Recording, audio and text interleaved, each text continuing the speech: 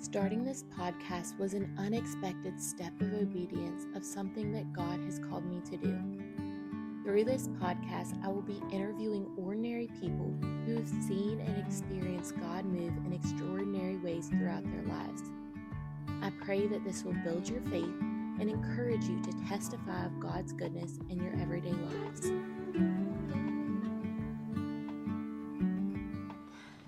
Hey guys, welcome to another episode of the Testify of God's Goodness podcast. I have here my husband Dakota and one of our dogs, Oakley. Today. It was Dakota's idea last minute to bring the dog in for it. So we just wanted to give like a little life update. Tomorrow actually we celebrate our 6-year anniversary. So we're gonna reflect a little bit about marriage, but we've just had a lot of changes in our life over the past few months. So we're just gonna fill you guys in on that and then talk about some questions and goals and everything and some things that God's been teaching us in and through this season of our life.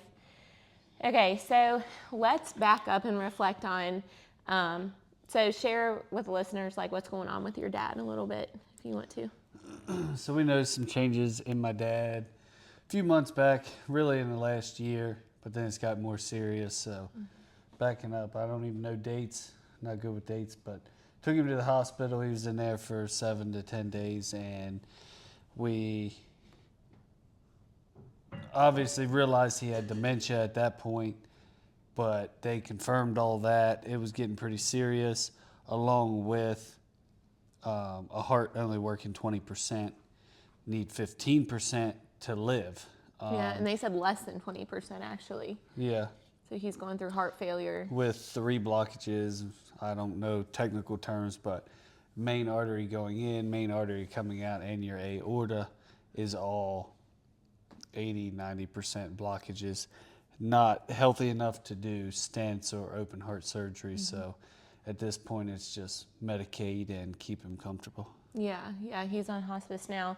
And it's crazy because like a couple weeks before all this happened, which I really feel like it was like the Holy Spirit speaking to you, you told me like, if something happens, we need to, like if something happens with his dad, then we need to have a discussion like what are we going to do about it? What steps are we going to take? How are we going to be able to take care of his family, like his mom and his dad through all that? And I told him at that point, I was like, Dakota, I can't even think about it because I know that's going to stress me out. And he said, it could be 5 days when it happens, or it could be 5 years, but like we need to have this conversation. So we did, and we talked through things. And then it was a week later that you finally took him in to the doctor because he wouldn't always, they'd plan on going with Dakota's mom, but then he would like back out, but he respects Dakota enough to actually go with him. So Dakota took him in, and at first they thought, he had pneumonia, they were thinking, because they thought it was fluid around his heart because they could hear that fluid, so it made sense. But then when he went in for x-rays and all these other tests, they found out that he was in heart failure.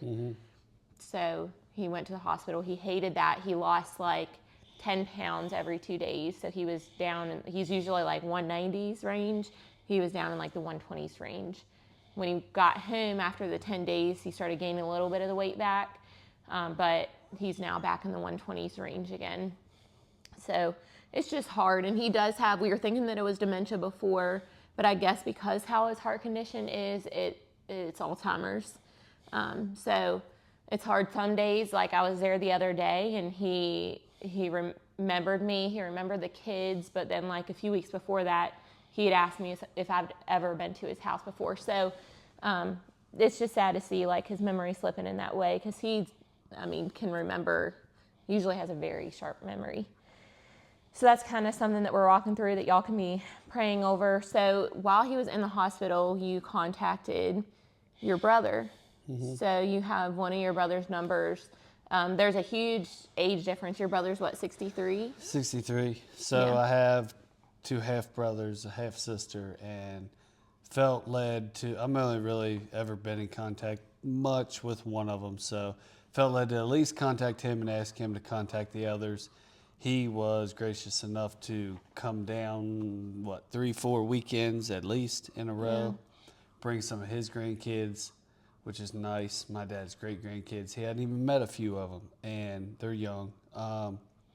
But for them to come down, get to know us, meet their great grandfather, him to see him, and obviously my dad spend time with his son, son spend time with his dad, which is nice because, yeah, it's been a few years since they've seen each other because of multiple reasons as well. So that's been good. Yeah. So it's kind of been a blessing too to have your brother share a little bit of that burden too. Like, y'all decided, this has been an eye-opening experience for us in a lot of ways. So the whole like actually getting a will, Dakota's very passionate about telling people like get a will in place. Like we're gonna set one up very shortly as well, because you never know, and especially with how young we are with our young kids, like we want to know where they're going, that they're going to be in good hands. So, but for his parents, like, you know, what would happen to the house and all this other stuff after they would both pass. So he did, we helped his mom get a will and all that. So yeah, I'll speak on a will real quick. So while my dad was in the hospital, the doctors obviously coming in and out, test this, test that, coming in, telling us results, giving us options, et cetera, et cetera. Well, they'd come in, they'd weigh out the options to us, and then look at my mom for an answer. Well, as essentially an only child at that point, like I said, I had brothers, but as an only child at that point, with them not being there, then with them having nothing in writing, I can't even give an answer to the doctors. You know, they'd look at my mom for an answer. And she was very stressed at the time. Very stressed, not good at those decisions. She would obviously talk to me, my stepbrother, for options as well, and listen to their respect. But that hurt, I guess, because they failed to have a will, medically and financially, assets, whatever you want to call it, in place. There is no excuse for that, at least speaking for our area, local, Eastern Panhandle, West Virginia, so we come home on a Saturday. That Monday we were at the lawyer's office writing up a will. It was an hour of our time and $200 for my mom to put what she wanted, how she wanted in writing for them, asset-wise, financial-wise, and her medical-wise, when she may or may not reach that point. So there is no excuse for that. And you think, oh, they'll take over it and, you know, they'll listen to you. No, they can't. There is laws put in place for that. There is zero excuse. You can skip a meal or two and afford the $200 will and get off Facebook for a little while to go make a will. Like, there is no excuse. I mean, and yes, we don't have one in place yet. Looking at booking that, making it happen, you think, well, we're young, we're fine, blah, blah, blah. No. Going to church tomorrow morning, we could get in an accident and just Sarah and I get killed. I mean, hopefully that doesn't happen, but that could happen. Or get in an accident bad enough to where I can't speak for her, you know, et cetera, et cetera. I mean, at that point, the state, government, et cetera, I mean, the hospital, they're speaking for you. I don't want that. There's a potential of the state getting the kids before they're placed with families. So that would just be a whole traumatic experience for them as well. So, yeah, we're very passionate about, like, encouraging people. And I know there's some, like, trusted online resources as well if you wanted to go that route. But, yeah, you can find your local lawyer and get that set up. Like, we used, Keaton Frazier here in Romney, and they were really good about it. Okay, so the next part is, do you want to share about, like, the update of your business? Y'all are about to announce it. This won't come out for a couple weeks, so. Yeah, business-wise, we're excited. It's spring, of course, so we're getting ready to break loose. Mulching, a little bit of mowing that we have left. It's all commercial pretty much, and or bigger residential farms and stuff. So that's fun. Getting to be a busy time of year. so you probably won't hear much from me for a while. Yeah. But we are excited. We've spent a couple trips, Randall and I, going to Tennessee for training and just get knowledgeable. And we're actually our own pool and spa dealership now. So dealership, whatever you want to call it, and installer. So that's going to be a fun new endeavor we're looking at this 2025. Yeah. So if anybody's looking to get a pool, and y'all are willing to travel a few hours for it as well, potentially. So yeah, and they're going to be definitely high quality. They have, what's the website? So it's Potomac Valley Pools and Spas.com. Yeah, so y'all can check all that stuff out and see what they got going on. Another thing that I've like very briefly mentioned in other podcasts, and I know some in the community already know, but I have like majorly stepped back from babysitting right now. I'm just kind of a backup babysitter for the families that I was already babysitting for. And then I do after school care rather than like the 60 hours a week that I was doing before. So when I first started out, like I did feel like for years, like God gave me the strength for that. That was a major calling on my life. Like I absolutely loved it. And then it started with, so our kids, they were 3 and 1, but now they're 4 and 1. Madeline just had a birthday, but they were just starting to get a little bit overwhelmed with having kids in the house every single day. So I wanted to take that into consideration. And Madeline had said a couple times, like, Mommy, I just don't want you to babysit anymore. And she loves the kids, they're good friends, but it was like getting a little overwhelming. So we prayed about it for a long time. And I just felt like a little bit stretched thin, just taking care of everybody and all the things that I was doing. And Dakota and I had a conversation because I was feeling overwhelmed and like helping take over, your parents' finances. And I was trying to like look at all the bills and do all this stuff with a bunch of kids running around. And I was like, this is nearly impossible to keep up with ours and theirs and just everything else that we had on our plate. At that point, Lorelai didn't know if she could even leave him for an hour. So I was doing the grocery shopping as well. And now she's able to leave for like an hour or so to do stuff like that, which is good for her to get out of the home. But it was just a lot on my plate. And he was like, well, what's stressing you out so bad? And we talked about it. And he was like, I need you to be there for my parents and like do what we can to take care of them. So again, I kept praying for clarity. And so I stepped down to just like 30 hours a week. And that was going to be like Tuesdays and Thursdays, 12 hours. And then like after school, like around 2 hours. And then February 2nd, I woke up one morning and I was like, just with everything going on, I just didn't realize the last time I had my period. So I was like, I have some like spare tests here from like when I was pregnant with Aiden.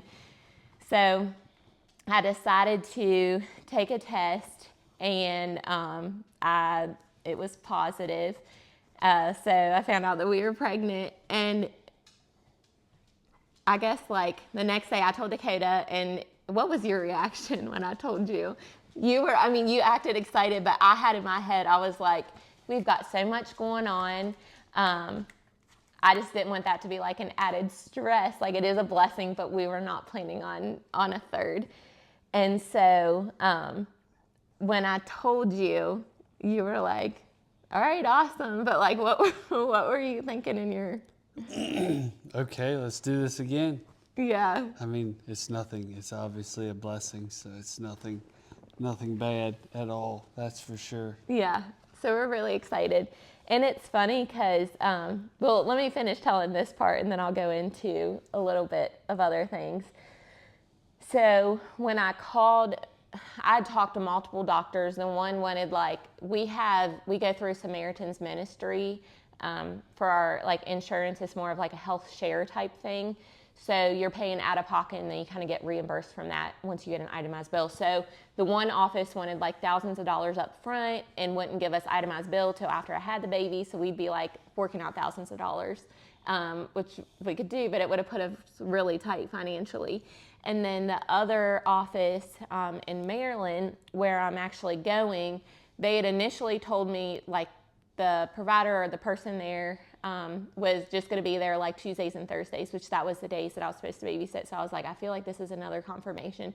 So I stepped down, and I figured out later on that it was actually the one that was like there for the initial visit to do all the paperwork and all that stuff and get me established at the office was only there Tuesdays and Thursdays. The actual doctors are there other days of the week, but I didn't know that at the time. But anyways, yeah, I did step down, and like I saw God show up in a lot of ways because I was afraid, you know, obviously the parents are, that's going to be a stress on them, but they were able to find like other babysitters almost right away, and they were all super understanding and super supportive. So I'm very, very grateful for them doing that and being that way. But I did want to talk about like the dreams around like us having a baby. So again, like I said, we did not plan on having another baby. And about a year ago, I was meeting with the teen girls, and one of them was like, Sarah, I had a dream that you were pregnant. And that scared me because with Madeline, I had one of my good friends had told me that I was pregnant before I knew. And then with Aiden, that same friend had 2 dreams in 1 week that I was pregnant. And then I found out like a week later that I was actually pregnant. So God's just shown up through my pregnancies, like telling us beforehand through dreams. So I was like freaked out because Aiden was still super little. I was like, I mean, if that's what God has for us, it's a blessing. We'll be excited. But I was also really nervous. And I like took a bunch of tests after that, and I wasn't pregnant. And then I was like, God, if I'm going to have another baby, I want clarity on it. Like, give me some dreams. Because that's what I prayed with Aiden, and I had dreams as well before I actually found out that I was pregnant. So like a night or 2 after I was praying that, I actually had a dream that I had a baby. And so I was like, it's going to happen. I know it. But again, we were kind of saying like, you know, we're happy with 2 kids. I think we're done. And then I was telling the women at our women's group about this. And Casey, my sister-in-law, she started tearing up. And her dad also during this, you know, 2 or so week span, her dad woke her mom up in the middle of the night. So Robbie woke Angie up and said, Angie, I had a dream. God gave one of the girls a baby. And like Casey didn't know, you know, which one of the girls. They were kind of thinking, well, is it Casey? Is it Allie? Like, who is it? And Casey's like, I feel like that dream was for you. And I was like, holy cow, this is a lot of clarity. But again, like I never got pregnant. So it was kind of in the back of my mind, but I didn't think anything of it. And then Dakota also had a dream. This was probably 2 months later. Do you want to tell about that? It was very vivid. He woke up in the middle of the night and he was like, I swear you would have been talking to me, telling me that you were pregnant. And I was like, this is crazy. And then that same friend, so like Hannah, she's the one that reached out to me or told me about Madeline. She had multiple dreams about Aiden. And the day I found out that I was pregnant, she reached out to me and just to like see how I was doing, said that like I'd just been on her mind a lot. So it was just weird how like God worked in those ways, and he still does. Like all through the Bible, he has spoken through dreams. You can read that in a lot of different stories, but that's how it happens a lot of times with our babies. And it is such a miracle too.